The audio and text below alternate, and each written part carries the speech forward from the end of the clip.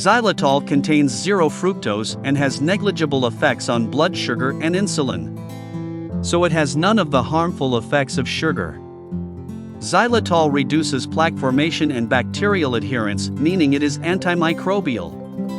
It inhibits enamel demineralization. As a result, it reduces acid production. Studies on rats have shown that xylitol can improve symptoms of diabetes, it reduces belly fat, and even prevents weight gain even on a fattening diet. The use of xylitol has been proven to kill the harmful bacteria in your mouth, starving them to death. In one study, the use of xylitol reduced levels of bad bacteria by 27 to 75%, while friendly bacteria levels remained constant.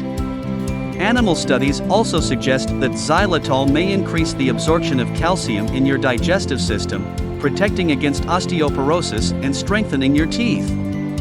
Human studies demonstrate that xylitol can reduce cavities and tooth decay by 30 to 85%.